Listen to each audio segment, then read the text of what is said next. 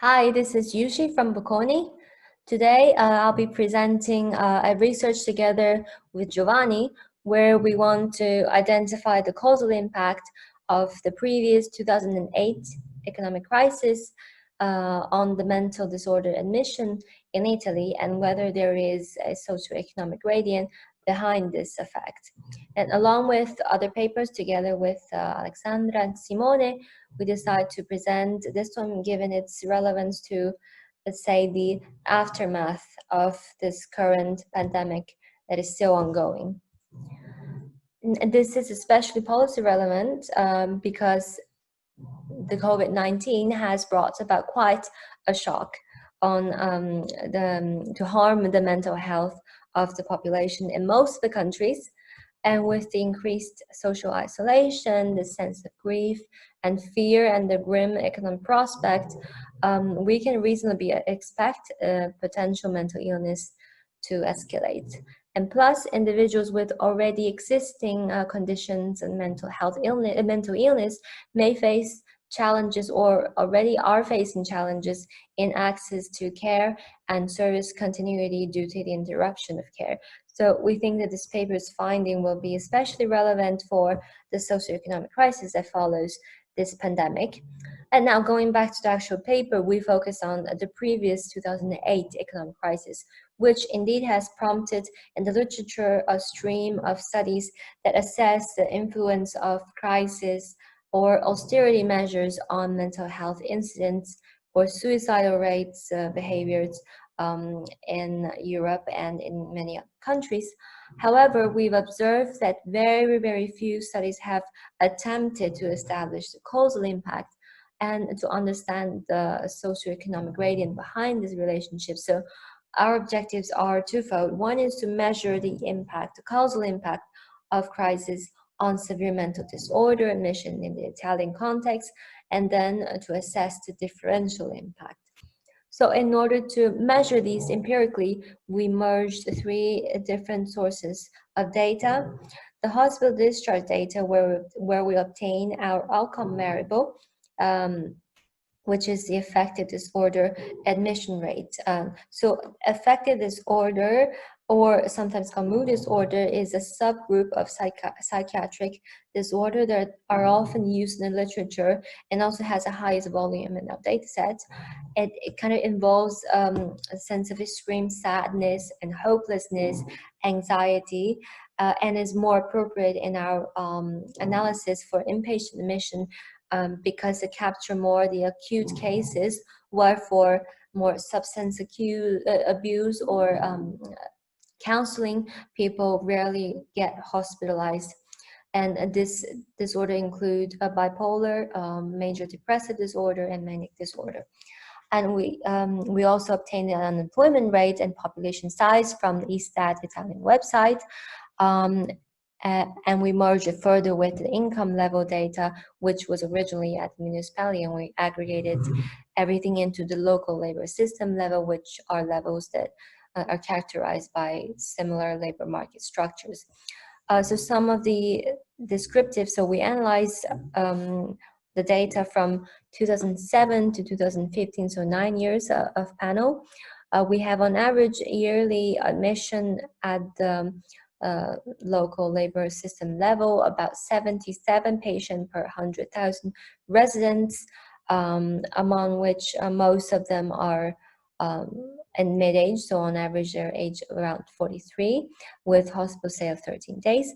At the geographic unit level, we have about 10% of unemployment rate on average, which varies quite a lot across geographic units, and the population is about 97,000, with an annual income about 16,000 euro, and the family size is about 2 to 3 on average, and then the gender is quite balanced in our sample. So this is the map that shows two of our main variables, so the explanatory, the unemployment rate, and the affective disorder admission rate, which is the explained variable. So unemployment rate, we see that there is quite a clear gradient across geographic regions. So the South had quite pronouncedly more unemployment rate, or higher unemployment rate, or more unemployed than the northern regions. Whereas for the affective disorder admission rate, there isn't really a clear gradient, so we have to look at temporal trend. Here we see that again the South has quite a lot more unemployed individuals than in the North. And they, throughout the observed year, they have been all increasing. And there is a slight kink in 2011 where the unemployment will really start to rise up. Whereas we see the admission rates before 2009, the admission rate was quite similar across the North, Central, and Southern regions.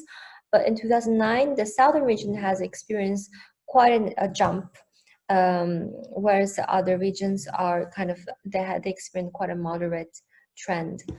So we see that somehow there is a concentrated effect in the Southern regions. And in order to estimate the effect, we explored the panel data method. So we use the most commonly used fixed effect and first differences for a linear panel model. But then it can also be the case where adjustment of mental disorder can be partial. And so we expanded our analysis to include a few dynamic panel models that include also the lagged value of the dependent variable. So we tried the within transformation Anderson-Shell and Adrian-Lebon estimator. And recall that our second objective is to understand whether there is a differential effect. So we simply here interact unemployment rate with the different quintile according to the income level of the different geographic units. So here we reported, kind of condensed all the results into one table where we only focus on unemployment rate. So we see across the board, the coefficient for unemployment rate are all significant and around 1 to 1.5. And in terms of magnitude, the coefficient here basically mean that 1% increase in unemployment rate increase about, or induces about 1 to 1.5 more patients to be hospitalized due to affective disorder out of 100,000 residents, which is about 1.3% increase considering the baseline, which is 77.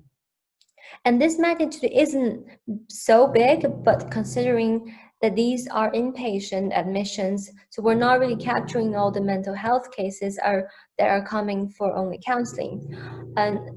And then we tested for the subcategories of the mental health disorders, including the bipolar, major depressive disorder, and manic disorder. And all of these are across the board significant in terms of unemployment rate. And then recall that we wanted to see whether there's differential effect across a geographic unit with different levels of income. And we see that indeed the interaction show that most of this effect of unemployment on mental disorder are concentrated in the geographic unit with the lowest income quintile. And so to conclude, we have identified the significant impact of the crisis and the unemployment rate changes on affective disorder admission. And this gradient is quite important. And then we also observed the gradient of this effect, which is that the effect is mostly concentrated in the most disadvantaged geographic area of the country. And this, there might be two different mechanisms at play here. One is that unemployment individuals, they develop affective disorder due to their mental disturbances. Another potential pathways is the environmental pathways, so the social diffusion of job insecurity and the loss of control over life raises anxiety and induces affective disorder. So some of the policy implications of this analysis are that one is that it's important to know that rising mental disorder, it represents a disease burden for the society, but it also represents a loss of a functioning human capital for the future. So the consequences of the pandemic or the economic crisis is quite grave, considering the future prospect of these issues. So this kind of health consequence should be addressed urgently by allocating more resources to meet these needs. This would involve practically to, for those who have lost their job, proper social services for integration and prevention of, let's say, the onset of mental disorder, but also for those who are at risk of losing their job or feel insecure. It shouldn't be a taboo to discuss stress and anxiety at the workplace, and perhaps the government should encourage more mental health specialists at work. So I know that the WHO and other organizations have been pushing for initiatives on this, and we hope that this evidence will be supportive of these important efforts in the future, and especially relevant at this very moment. Thank you.